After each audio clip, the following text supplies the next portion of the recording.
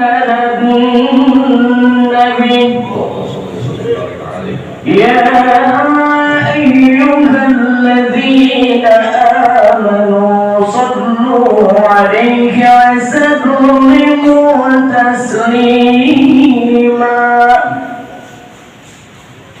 اللهم صل وسلم اللهم صل وسلم وزد وانزل وأنعم وتفضل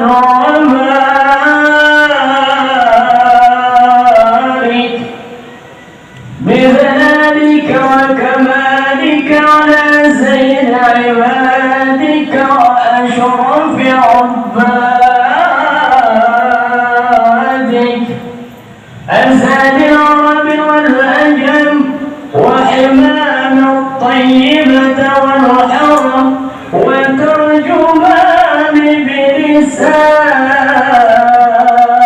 الكرم ومنبع العلم والحلم والحكمة والحكم أبي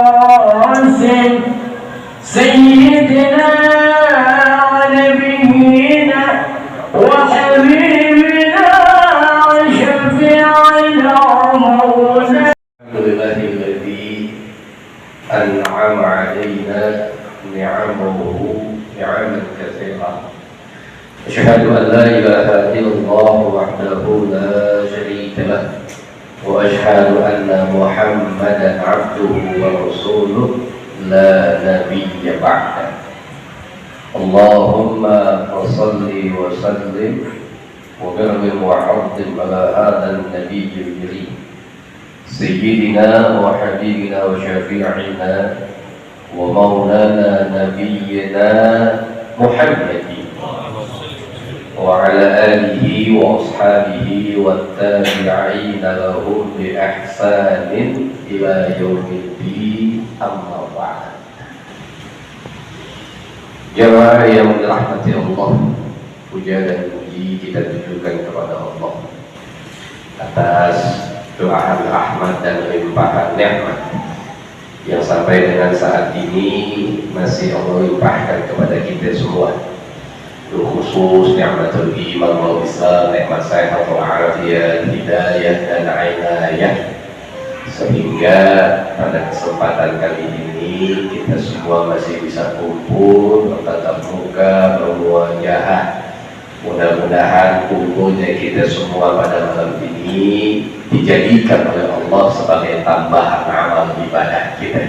Mudah-mudahan selesai majlis ini Allah hapuskan dosa kita semua, dosa kedua orang tua kita, dosa para habaib kiai dan ulama kita, dan mudah-mudahan ya Allah wafatkan kami semua dalam keadaan husnul khatimah. Salawat dan salam senantiasa kita doakan kepada pemimpin kita Habibul A'zam Sayyiduna Muhammad sallallahu alaihi wa alihi wasallam. Ya, mudah-mudahan dengan salawat yang kita baca, dengan wasilah kecintaan kita kepada Nabi Muhammad, suatu saat nanti kita minta sama Allah kita bisa berkumpul dengan Nabi Muhammad. Dan selama masih ada hayat di kandung badan, selama masih Allah berikan nikmat usia kepada kita semua, mudah-mudahan Allah memberikan kesempatan yang begitu kita nanti, yakni kesempatan untuk bisa datang langsung berziarah kepada Nabi kita Muhammad sallallahu alaihi wasallam. Baik, ibadallah, dalam kesempatan kali ini yang ingin Anda sampaikan kepada antum bahwasannya hidup ini adalah pilihan. Jadi Allah itu sudah memberikan kita pilihan, ini yang baik, ini yang enggak. Tinggal kita memilihnya. Kalau kita memilih yang baik, maka kita akan mendapatkan keselamatan. Kalau kita pilih yang nggak baik, maka siap-siap nanti akan mendapatkan azab dari Allah Subhanahu wa Ta'ala. Nah, di dalam kehidupan kita, Ada dua pilihan buat kita. Yang pertama senang, yang kedua tenang. Kalau kita dihadapkan dengan dua pilihan ini antara tenang dan senang, yang menang yang mana? Senang atau tenang? Yakin tenang? Ente yakin, anda nggak yakin? Kenapa saya bilang begitu? Karena pada kenyataannya banyak umat Islam yang lebih memilih senang dibandingkan dengan tenang. Berapa banyak yang hanya untuk mendapatkan dunia, mendapatkan harta, mendapatkan rupiah, dia tinggalkan ketenangannya. Karena setiap antum berbuat dosa kepada Allah, antum berbuat maksiat, fa insya Allah selama masih ada iman dalam hati kita, pasti kita nggak tenang. Contoh, satu ketika antum mau ngambil hak yang bukan punya antum. Antum tahu itu bukan hak antum. Saya tanya, tenang nggak? Seorang pencuri, copet misalnya, ketika dia ingin mencuri di tengah jalan, dia tahu itu bukan hak dia. Tapi ketika dia mencuri, maka dalam pikirannya dia akan mendapatkan uang dan sebagainya, bisa memberi kesenangan. Dia tidak segan-segan meninggalkan ketenangannya. Jadi buat kita itu harusnya sebagai umat Islam, kita itu bukan cuma butuh senang, tapi butuh tenang. Karena tidak semua senang mendatangkan ketenangan, tapi insya Allah semua ketenangan akan mendatangkan kesenangan. Ya. Jadi tinggal kita ini memilihnya yang mana ya? Baik. Kemudian timbul pertanyaan, apa sih yang bikin kita nggak tenang? Satu contoh, ada satu perkataan, ya. Misal, antum tahu kucing nggak? Tahu kucing ya? Bahasa Manado kucing itu apa? Meow. Oke. Antum bisa lihat kucing. Kucing itu kalau dia dikasih makanan tulang ikan sama dia ngambil tulang ikan, itu beda. Antum lagi makan nih, habis makan ikan, kemudian ada sisa tulangnya, jangan dimakan juga, jangan. Kesian jatah kucing itu. Antum panggil kucing, antum kasih tulang ikan. Saya tanya, kucing makannya tenang nggak? Tenang. Kenapa? Karena dikasih. Satu ketika kita punya harim, kita punya bini lagi masak ikan, taruh di atas meja. Tiba-tiba ada kucing mau ngambil. Begitu kucing mau ngambil, datang bini kita. Saya tanya, kucing tenang nggak? Enggak, langsung kabur dia. Kenapa? Dia tahu. Hebatnya kucing bisa tahu kapan dia dikasih, kapan dia ngambil. Makanya kadang-kadang sedih kalau ada manusia habis ngambil ketawa-ketawa. Kalah sama kucing ini. Ya. Baik ya kawan. Kalau kita kembali dalam pembahasan tadi, apa sih yang bikin kita nggak tenang? Syukur, permasalahan hidup kita ini kebanyakan cuma dua. Kalau nggak rumah tangga, ya ekonomi, kan itu ya. Mudah-mudahan yang hadir semua Allah jaga rumah tangganya, Allah berikan keberkahan dalam hartanya. Kalau kita menganggap, Habib, saya ini bisa tenang kalau punya harta banyak. Ayo kita lihat dalam sejarah hidup kita, ternyata tidak semua yang hartanya banyak hidupnya tenang. Ada orang hartanya banyak hidupnya gelisah. Tapi sebaliknya, ada orang yang hartanya sedikit hidupnya bahagia. Kalau seandainya yang bikin antum nggak tenang hanya sebatas harta saja, semestinya itu orang kaya tidak pernah gelisah, orang miskin nggak pernah bahagia. Tapi ternyata dalam kehidupan nyata ada yang kaya gelisah, yang miskin bahagia. Apa kesimpulan buat kita? Ternyata yang bikin tenang bukan harta. Jadi antum kalau nyari duit ya foto lu silahkan, tapi jangan jadiin tujuan. Karena orang kalau cuma nyari duit doang, jadi tujuannya uang doang, dia nggak akan peduli mana yang dihalalkan, mana yang diharamkan. Ya. Makanya ada satu penjelasan buat kita. Kalau lempengannya urusan dunia, urusan harta, bagaimana sikap kita? Allah ila man dunahu fid dunya. Banyak-banyak nengok yang di bawah kita dalam urusan dunia. Supaya apa? Supaya tambah syukur kita.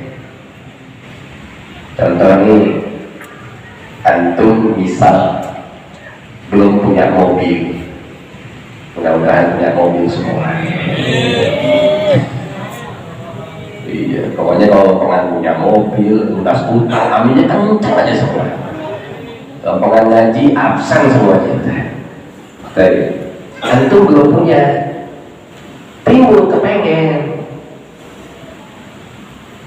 Bagaimana sikap kita? Ya nggak apa-apa, tapi sadar dalam situasi supaya untuk menenangkan kita. Di saat kita belum punya mobil, kita cuma punya motor, tengok ke bawah, ternyata masih ada teman kita, mohon maaf, yang kemana-mana jalan kaki. Dia nggak punya motor. Kalau kita lihat begitu, akan timbul kita ucap, alhamdulillah ya Allah, saya masih punya nikmat lebih baik. Selesai hidup kita. Tapi kalau antum lihat ke atas, oh urusan dunia nggak ada puasnya. Iya, apalagi perempuan yang suka membanding-bandingin lakinya. Woi, bro, awas lu ya. Kadang-kadang perempuan begitu sama lakinya. Bang, lu tetangga kerjanya sama kayak lu, tapi dia punya mobil, kita boleh katain mobil, motor aja kagak. Jangan suka dibanding-bandingkan begini loh. Ketika kita suka membandingkan hidup kita dengan yang lain di atas kita, maka akan hilang rasa syukur kita. Ya. Terus yang mesti kita di atas apa? An-nazar ila man fawqahu fid-din. Yang mesti kita tengok ke atas itu bukan urusan dunia, tapi urusan ibadah, urusan agama. Kenapa begitu? Supaya nggak timbul sombong dalam hati kita. Antum nih, kalau bisa ngaji seminggu sekali, jangan sombong. Ada teman-teman kita itu yang ngaji tiap hari, bilang kakek nggak paham-paham dia. Dia bagaimana mau paham? Datang cuma pada kuping doang. Di majlis mah ngangguk-ngangguk. Selesai majlis, kok jangan pulang. Temannya nanya, tadi Habib ngomong apa ya? Ada yang lupa tuh. Jangan tuh jawab, gue juga lupa. Ya. Tapi dengan antum hadir saya di majlis, insya Allah banyak pahalanya. Ya, baik. Jadi kalau juga antum itu suka bandingin dengan yang di atas, insya Allah kita lebih termotivasi. Kita cuma bisa, mungkin kalau bisa puasa Senin Kamis, tahadusan bernikmat, tengok ke atas, ada saudara kita yang bisa puasa Daud. Ada saudara kita yang udah puasanya bukan cuma Senin Kamis, ditambah Ayyamul Bid.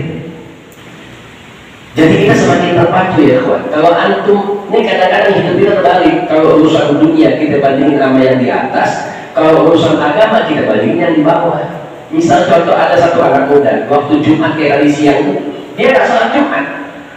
Ustadznya ingetin, Habibnya kasih tahu, boy, kenapa lo nggak Jumatan? Apa jawab bocor?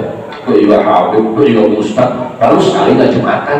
Itu juga saya masih mending saya nggak Jumatan. Mau teman saya Jumat kagak, subuh kagak. Ada nggak yang begitu? Banyak. Kalau udah begitu, kita merasa lebih baik. Akhirnya nggak termotivasi buat ibadah kita nambah ya Pak. Ya. Jadi kesimpulan pertama itu ternyata duit itu, harta itu bukan jaminan. buat bikin kita bahagia. Karena kalau harta bukan jaminan atas kebahagiaan itu gimana? Tenang itu gimana sih? Tenang itu tidak terletak pada tempat, tidak terletak pada harta. Tenang itu adanya di hati. Makanya ada satu firman Allah yang mengatakan ala bidzikrillahi tatmainnul. Karena semua itu tempatnya di hati. Antum nggak tenang gelisah itu di hati. Antum punya duit jalan-jalan ke negara yang paling top lah, atau healing mau ke puncak kayak kemana segala macam gitu. Itu kan tempat, kalau tempatnya enak. Tapi kalau hati nggak tenang, tetap nggak tenang. Sebaliknya, antum tinggal di rumah, biar kata rumah kita apa adanya. Mungkin nggak pakai AC, tapi kalau hati tenang, maka hidup kita tenang. Jadi semua itu di hati. Makanya ada sabda Nabi Muhammad yang mengatakan inna fil jasadi mudghah. Di dalam tubuh kita itu ada segumpal darah. Kalau itu baik, maka semuanya baik. Kalau itu nggak baik, maka semuanya nggak baik. Apa itu yang segumpal darah? Yang segumpal darah itu adalah al-qalb, yakni hati. Lantas bagaimana supaya kita mendapatkan ketenangan? Hati kita bagaimana ketenangan? Yang pertama, ar-ridha bil qada. Kita itu menerima dengan semua ketentuan Allah. Makanya kalau saya mengatakan kepada antum, ya, di samping doa-doa yang kita baca, coba minta sama Allah, ya Allah, kasih saya yang terbaik menurutmu. Karena selama ini kebanyakan kita kalau doa sama Allah minta maunya kita. Betul nggak? Apa yang kita minta sama Allah? Ya Allah, kasih rezeki yang banyak. Ya Allah, kasih kerjaan yang bagus. Ya Allah, kasih bini yang cakep.